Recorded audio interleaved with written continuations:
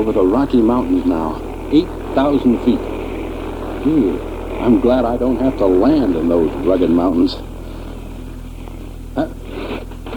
Now what's wrong? Maybe the gas mixture is too lean. I'm losing altitude. 7,000 feet now. Can this be the end of my dreams? Is my flight to Paris going to end here, wrecked in these mountains?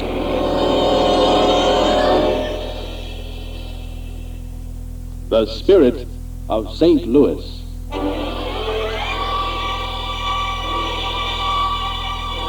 Charles Lindbergh, a young aviator who has barnstormed and piloted mail planes for several years, is determined to be the first to fly non-stop from New York to Paris.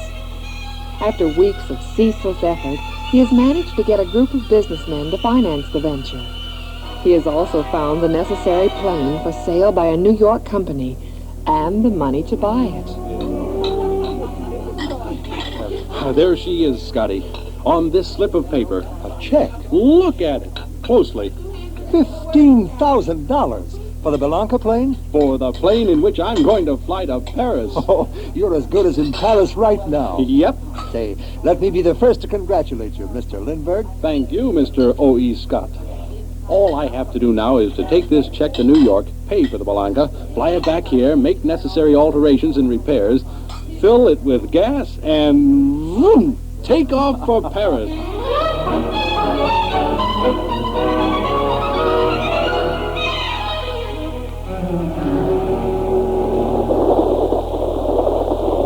Ticket, please. Oh, yes, sir. Here. New York, eh? One way? Yes, sir. I'm going to fly back. Oh, one of them airplane contraptions? Ain't safe, young fella. Oh, it ain't safe. Ticket, please.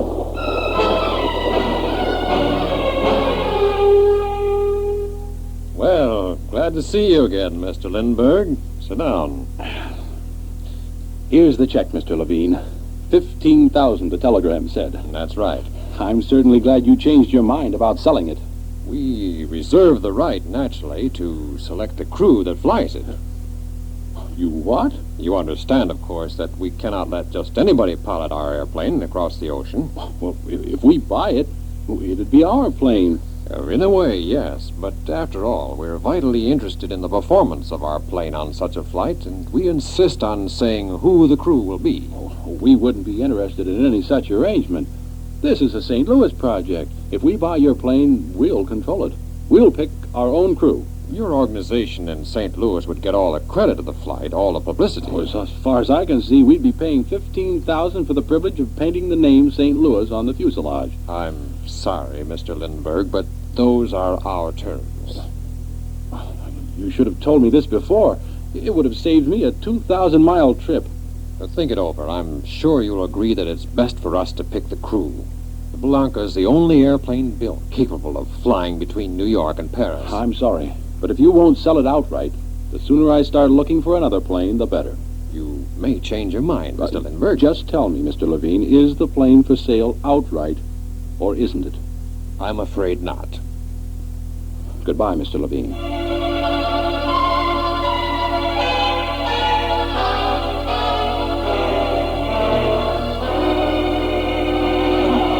Don't be downhearted, Slim. Something'll break. What?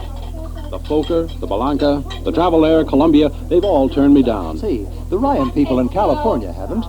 And they seem anxious to sell you a plane. And they say they can deliver one in 3 months. But will it fly to Paris? Why don't you wire for specifications and find out? Because Say, Scotty, that's a good idea. Give me a pencil and paper. Here.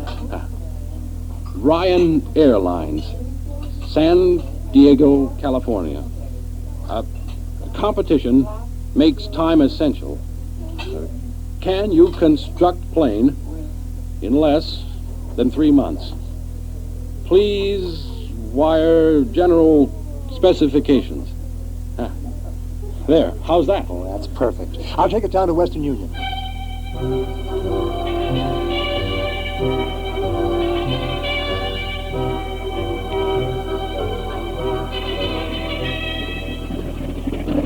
Hey, Slim, is a telegram for you. It's from Ryan Aircraft. Quick reply. There. Can build in 2 months from date of order. Gas capacity, 380 gallons. Cruising speed, 100 miles per hour. 180 gallons. That's a lot of gas. And 100 miles per hour is excellent cruising speed. How much gas does a whirlwind engine consume per hour? About 10 to 12 gallons, I think. Okay, let me figure that out. She carries 380 gallons at 10 gallons per 100 miles. And the Ryan will go... It's 3,800 miles. And it's only 3,300 miles to Paris. It'll do it, Slim. The Ryan will get you to Paris with a safe margin over. If they can build a plane to these specifications. What? Don't you think they can? I'm going to find out after I see Major Lambert and get the approval of my partners.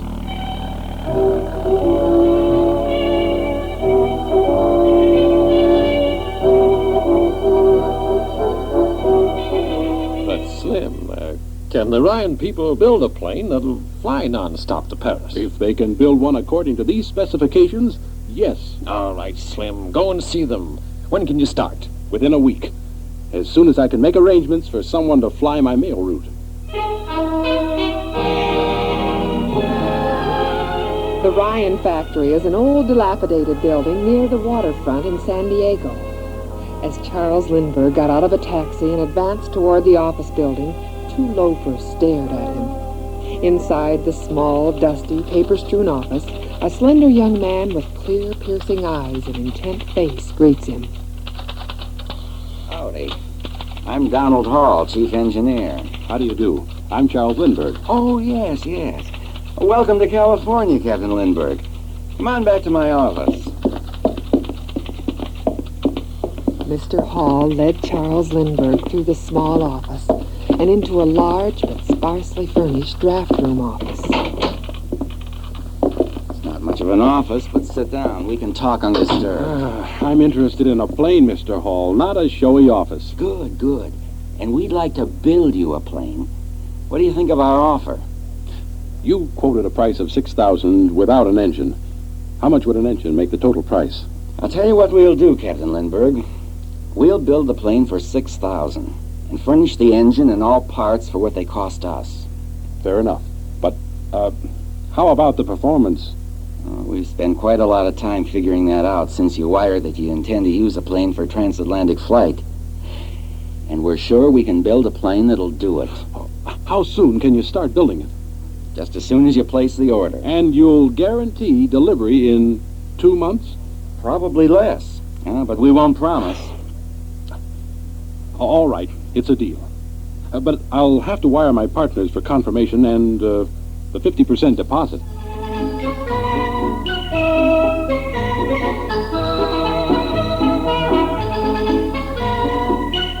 Here's a check, Mr. Hall, for $6,000 and the official order. We'll start to work immediately, Slim. I'm going to hang around while you build it. Mind? No. In fact, we want you to. It'd save time. And then, when it's finished, you'll have exactly what you want. And you'll know it inside out.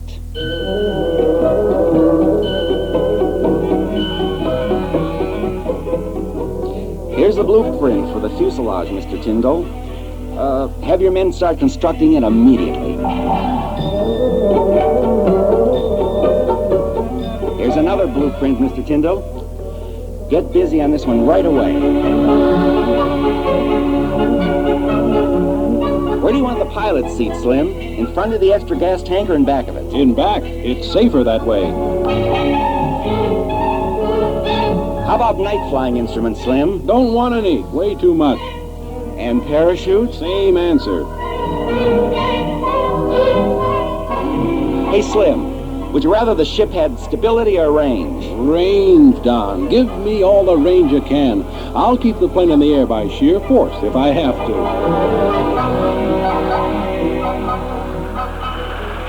Push the men harder, Mr. Tyndall. We gotta finish this plane in another week. How's the Spirit of St. Louis coming along, Don? Be finished tomorrow, Slim. How's your navigation maps progressing? Completely done. Just in time, too. Looks like I'll have to start that test flight tomorrow. Yep. right, men. She's ready to take away. Tow her carefully.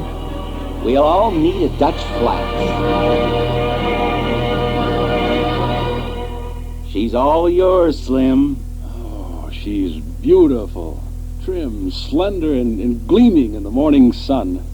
But will she fly? Oh, like a bird. You hope. She will. If our calculations haven't been in error. Oh, we'll know in a minute. Off. Throttle closed.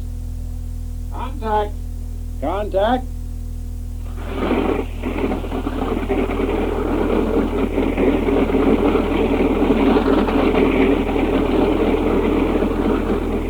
Remove the chocks.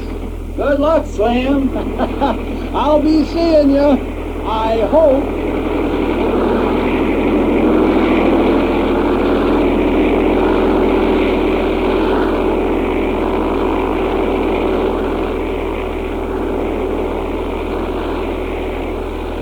It flies.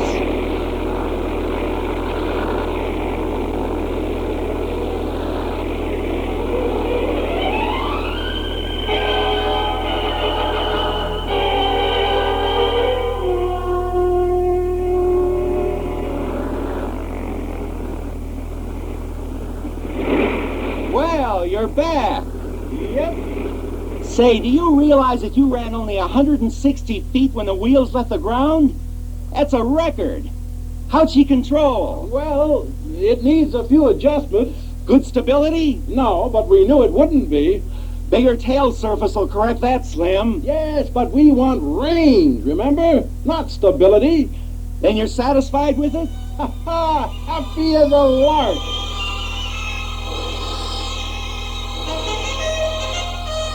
We'll make a speed test tomorrow. Okay, Slim.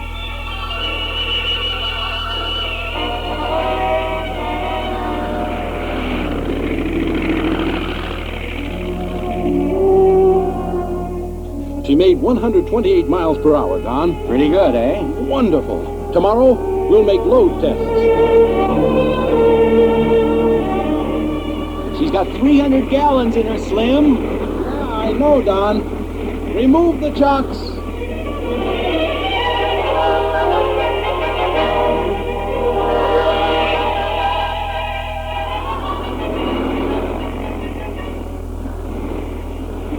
The wheels left the ground in exactly 1,023 feet, Slim.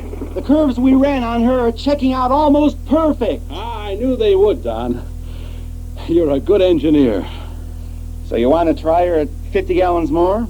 I don't think it's necessary, do you? Anyway, it's too late to run more tests today. Well, it's the landing with all that gasoline that worries me. There won't be much gas left by the time I reach Paris. If you're satisfied with the tests, I am. There comes a time when tests don't add to safety. They increase the overall danger. Then you're satisfied? Perfectly. Anything more we can do? Be on hand when I take off for St. Louis day after tomorrow. And keep your fingers crossed. Will do, Slim, will do.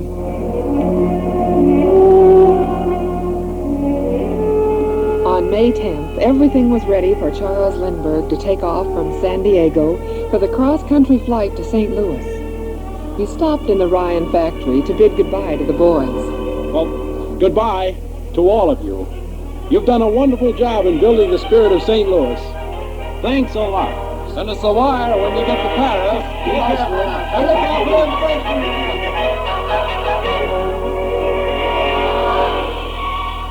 Throttle. Contact.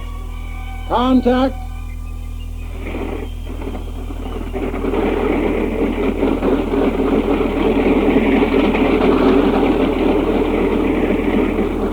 Goodbye, Don. Goodbye, Slim. Let me know what the gas consumption is when you get to St. Louis.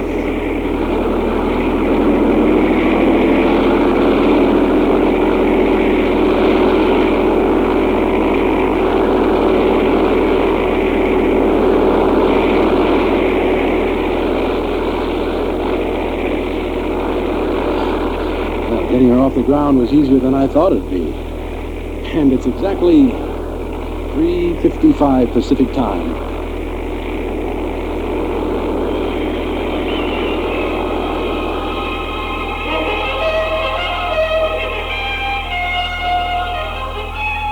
4:30, the escorting planes dip their wings and turn back toward San Diego.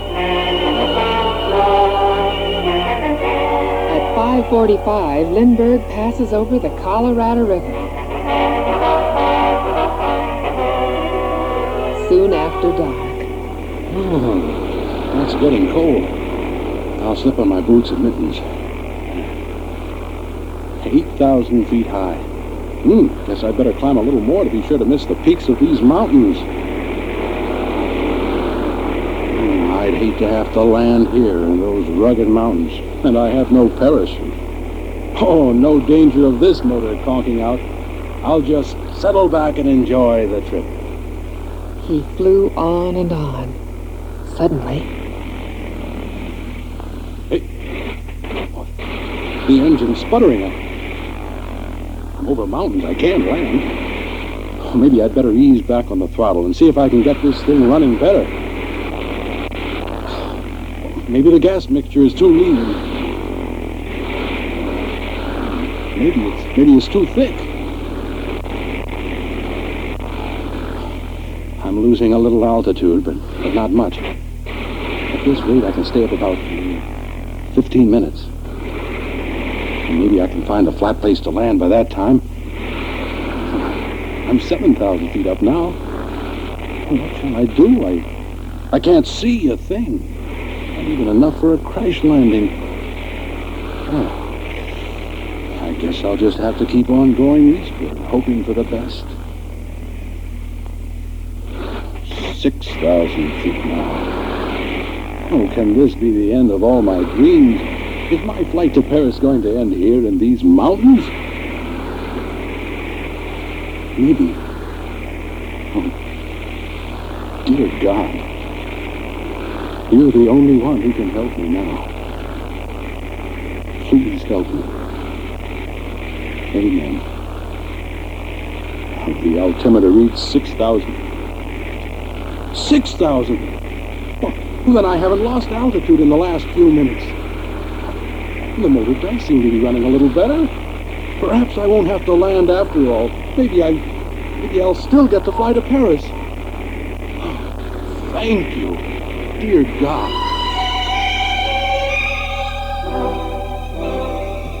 soon Lindbergh crossed the mountains and was able to go to a lower altitude. Immediately, the plane ran all right again. Oh, it must have been a hole up there. I'll get a carburetor here in St. Louis, and everything will be all right. At about 6 o'clock that morning, at Lambert Field in St. Louis. Anything else, Scotty? Yeah, smile. So early in the morning? Don't be silly. Hey, listen. What does that sound like? A plane. You know, one of them there contraptions that fly in the air. Yeah, but what kind of plane? How should I know? I can't tell one from another. I never heard that plane before. I wonder... It is! It's Slim! Hey, fellas, it's Slim! It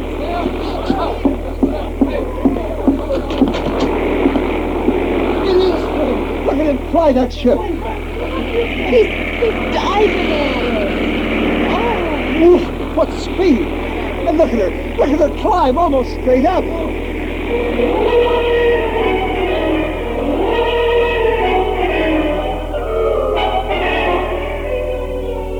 The next morning at 8:13, Lindbergh left Lambert Field and set a course for New York City. 8 hours later, he landed on Curtis Field and was approached by a handsome young man in his early 20s. Hello, Slim. I'm Dick Blythe. I represent the Wright Corporation. I'm instructed to lend you all the help I can. Well, that's unexpected. I'll be your manager while you're here. Manager? Reporters are waiting to interview you, and photographers are here for pictures. Then there's maybe I do need a manager. Or a bodyguard.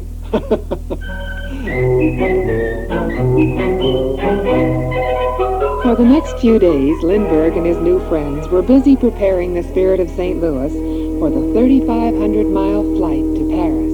Everything's in tip-top shape, Slim. She's ready to go. All I have to do now is wait on favorable weather. How is the weather? Oh, still foggy and stormy.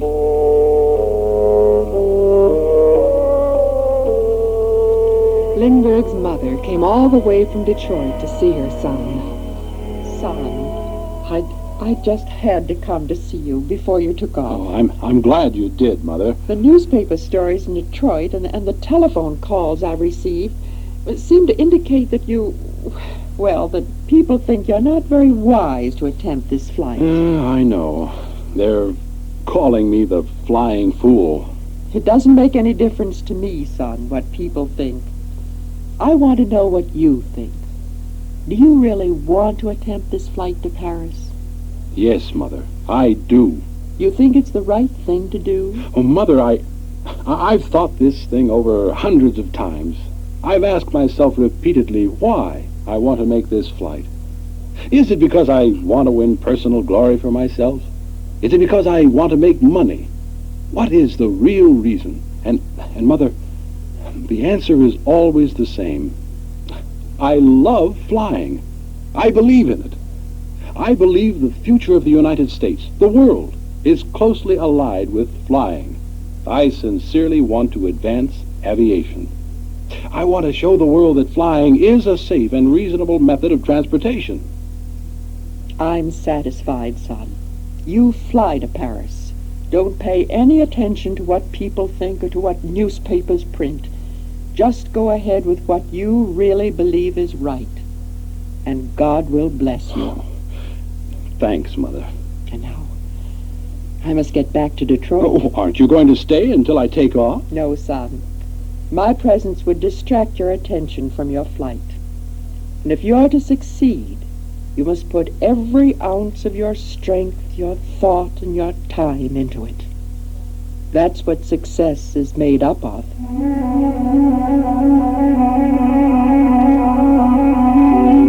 Days passed, and still the weather was soupy, foggy, and stormy. More days passed. Everyone around the airfield was kind and considerate to the unknown, youthful flyer from St. Louis. Commander Byrd even offered Lindbergh the use of the mile-long takeoff strip of Roosevelt Field next door to Curtis Field. Technical representatives from the motor and instrument manufacturers were there to see that everything was in exact order for the takeoff. Even Mr. B.F. Mahoney, owner of the Ryan Corporation in San Diego, came all the way across country to be with Lindbergh until the takeoff. Most of the flying aces and personalities of the day stopped by to wish Lindbergh good luck. There was Renee Fonk, the greatest ace of them all. Al Williams, Tony Fokker, Commander Byrd, Clarence Chamberlain, Norville, Floyd Bennett, even Bill McCracken, Assistant Secretary of Commerce, flew up from Washington to bid Lindbergh Godspeed. Mail began to pour in from all over the United States. Fantastic offers from movie companies, publications, and other sources were received. Oh, but Slim, these offers are fantastic. Except just one of them. This one for $250,000, for instance. Why, you'll be rich for the rest of your life. Oh, you forget, Dick, that I'm not in this to make money, but to advance the cause of aviation. Finally, early on the morning of May 20. Dick, the weather station tells me that the weather over the Atlantic is beginning to clear. You're going to try it, Slim? Now? I don't know. But let's get the plane on Roosevelt Field anyway, shall we? Sure thing, Slim. Come on.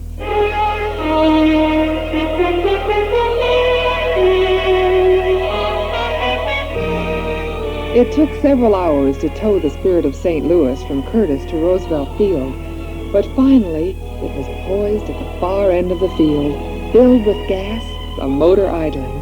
Charles Lindbergh inside the cockpit, sticking his head out the small window. The ground's pretty soft, Slim. And don't forget the plane and gas weigh well over 5,000 pounds. Yeah, I know, Dick. And there's a tailwind to boot. A slight breeze is all. Then the engine's vibrating. Won't come within 30 revolutions of top performance. The way you say it sounds like everything's against me. Maybe you'd better wait for better conditions. No, Dick. I'm going now. Remove those chocks. Good luck to you,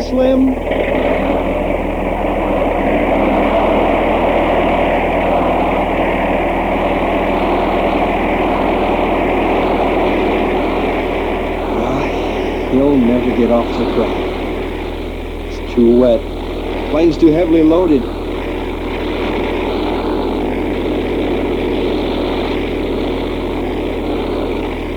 He's at the halfway marker. It's not off the ground yet. There. The wheels leave the ground. No. No, they're back on the ground. He bounced.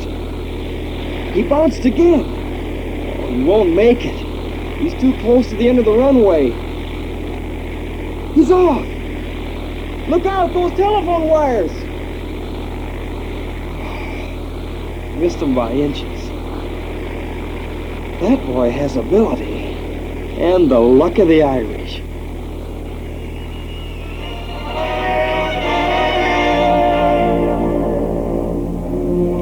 3,500 miles away, in Paris, lives Honorable Myron T. Herrick, ambassador from the United States. Reports are, sir, that the Spirit of St. Louis got off the ground all right. But he'll never make it, sir. It's a single-engine plane, and it's far too heavily loaded. Don't sell Charles A. Lindbergh short, my man. He's typical American. He has definite convictions and acts on them with all his might and energy. Anyway, keep me posted. Yes, sir. Lindbergh's been sighted over Newfoundland, sir. Lindbergh's been sighted over the coast of Ireland, sir. What did I tell you? Prepare the motor car. We're going to the airport to greet Mr. Charles A. Lindbergh, conqueror of the air. There he is, sir. Lindbergh! He made it, just as I said he would.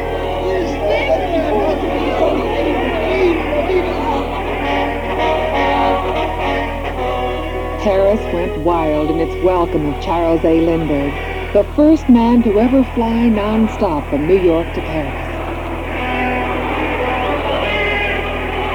Never in all the history of the world had anyone been acclaimed as he was.